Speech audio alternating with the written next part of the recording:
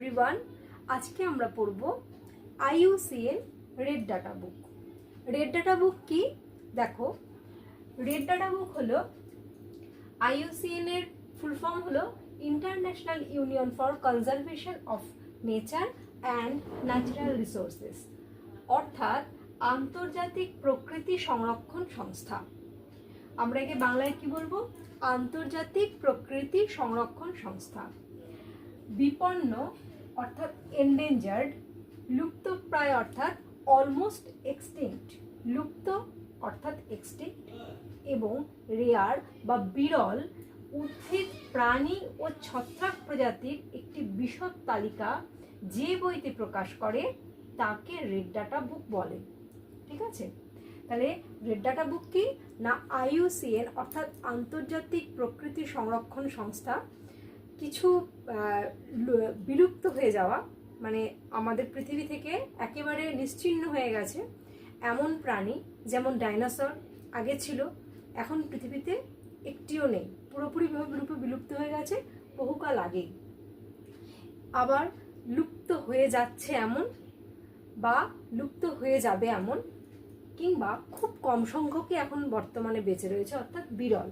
এই ধরনের যে প্রজাতিগুলি, জীব প্রজাতির, সেটা উদ্ভিদ হতে পারে, প্রাণী হতে পারে, বা বিভিন্ন ছত্রাক হতে পারে,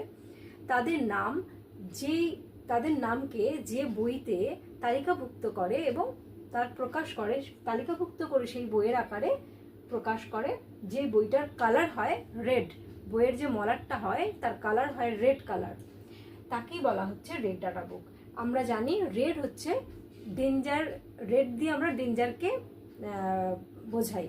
তাহলে রেড ডাটা বুক হচ্ছে যে সমস্ত প্রজাতি, জীব প্রজাতিরা ডেঞ্জারের সম্মুখীন, বিপদের সম্মুখীন হয়ে রয়েছে, তাদেরকে রেড ডাটা বুকে তাদের নাম উল্লেখ করে যে প্রকাশ করা হয় সেটাই হলো রেড ডাটা বুক। ঠিক আছে, তাহলে IUCN দ্বারা জারিকৃত হয় কি না, রেড ডাটা বুক।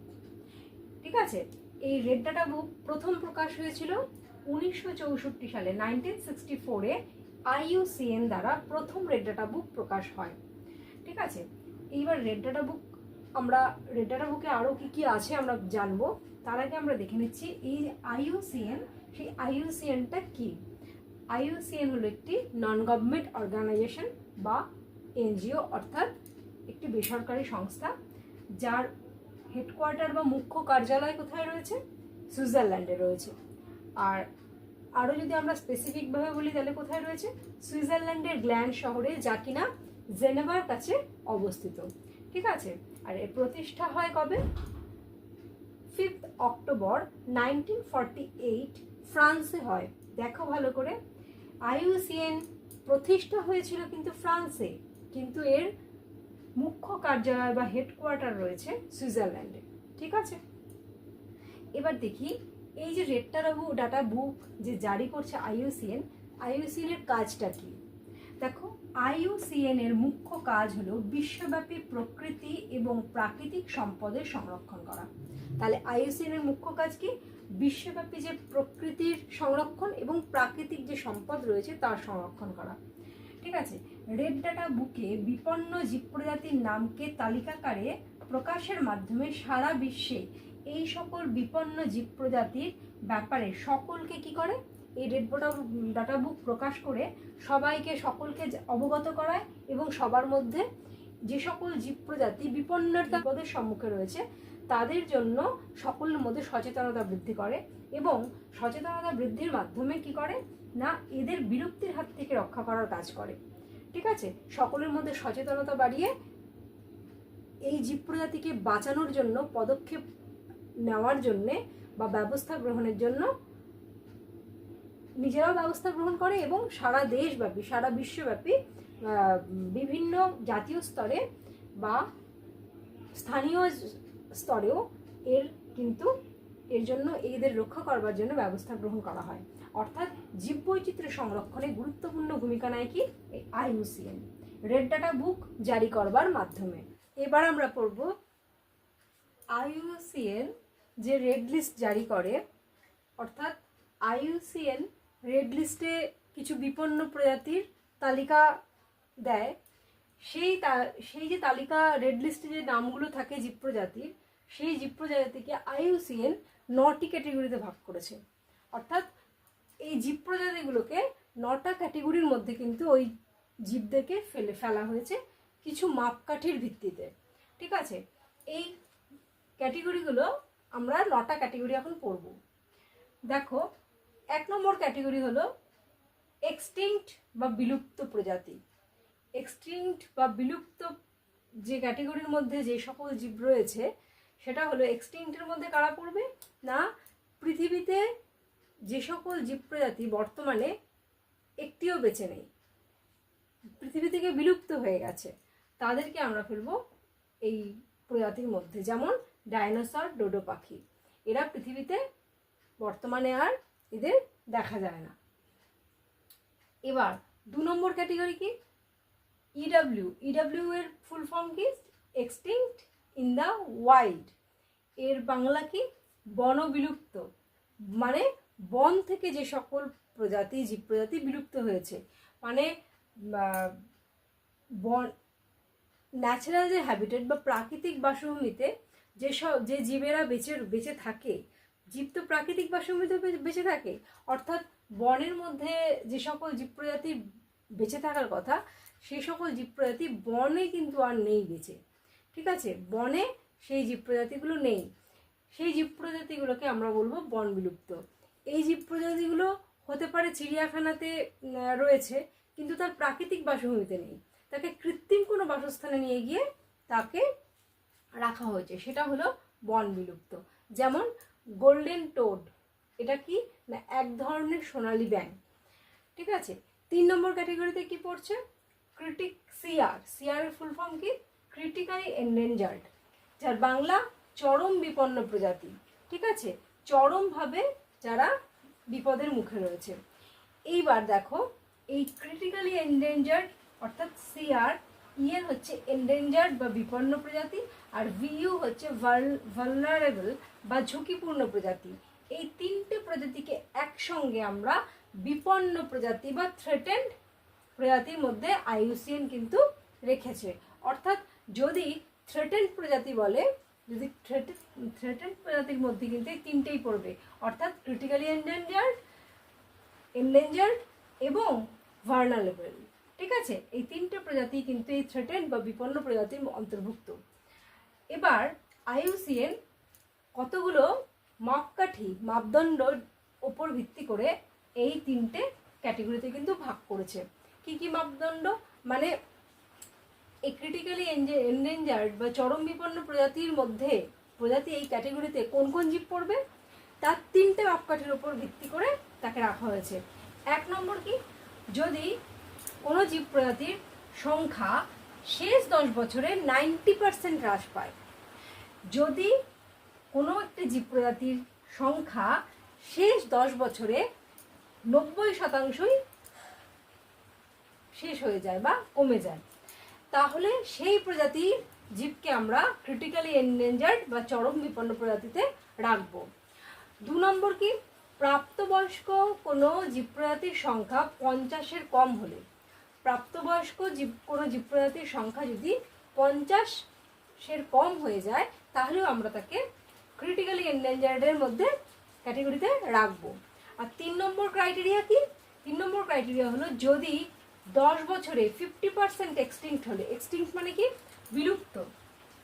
এক্সটিংক্ট মানে আমরা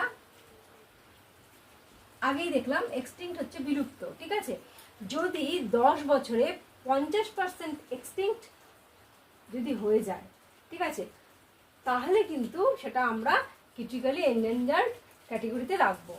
আচ্ছা, ক্রিটিক্যালি এন্ডেঞ্জার্ডের মধ্যে কারা পড়ছে, কোন কোন জীব প্রজাতি পড়ছে, গরিলা বর্তমানে ক্রিটিক্যালি এন্ডেঞ্জার্ডের মধ্যে রয়েছে, তুষার চিতা অর্থাৎ স্নো লিওপার্ড, আর এক শৃঙ্গ গন্ডার, এরা সবই কিন্তু ক্রিটিক্যালি এন্ডেঞ্জার্ড চরম বিপন্ন অবস্থার মধ্যে ক্যাটেগরির মধ্যে পড়ছে।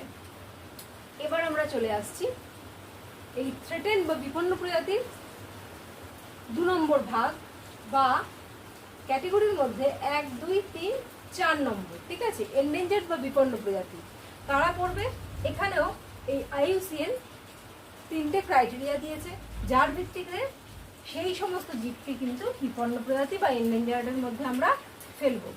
1 নম্বর কি, 10 বছরে 70% যদি সেই জীব প্রজাতি হ্রাস পায়। এখানে আমরা কি দেখেছিলাম, শেষ 10 বছরে 90% হ্রাস পেয়েছিল, আর এখানে দেখলাম শেষ 10 বছরে 70% জীব প্রজাতিটি যদি হ্রাস পায় তাহলে আমরা এন্ডেঞ্জার্ডের মধ্যে সেই জীব প্রজাতিকে রাখবো। 2 নম্বর কি, প্রাপ্তবয়স্ক জীব প্রজাতির সংখ্যা যদি 250-র কম হয়। ঠিক আছে, প্রাপ্তবয়স্ক জীব প্রজাতির সংখ্যা যদি 250-র কম হয়, এক্ষেত্রে ক্রিটিক্যালি এন্ডেঞ্জার্ডে কি ছিল, যদি প্রাপ্তবয়স্ক জীব প্রজাতির সংখ্যা 50-এর কম হয়, আর এন্ডেঞ্জার্ডে কি তার থেকে একটু বেশি 250-র কম হয়, তাহলে তাকে আমরা এন্ডেঞ্জার্ড ক্যাটেগরির মধ্যে রাখবো।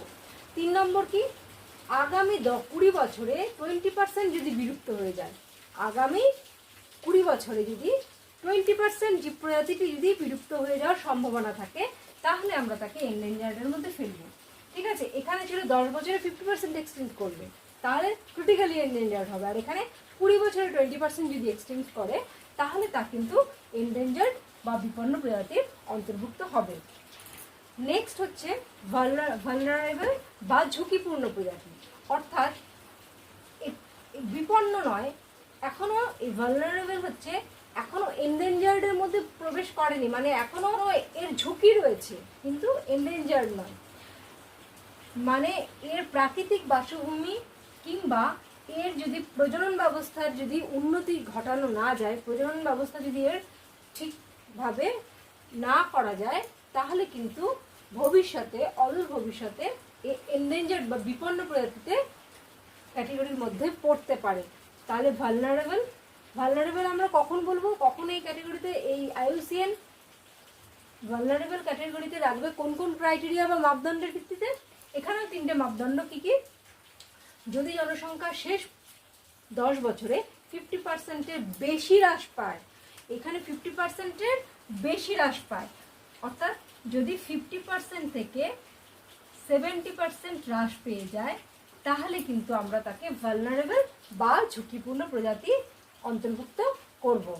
2 নম্বর কি, প্রাপ্তবয়স্ক জীব প্রজাতি যদি 10,000-এর কম হয়ে যায়, যদি প্রাপ্তবয়স্ক জীব প্রজাতির সংখ্যা 10,000-এর কম হয়ে যায়, তাহলে তা আমরা ভালনারেবলের ক্যাটেগরির মধ্যে ফেলবো।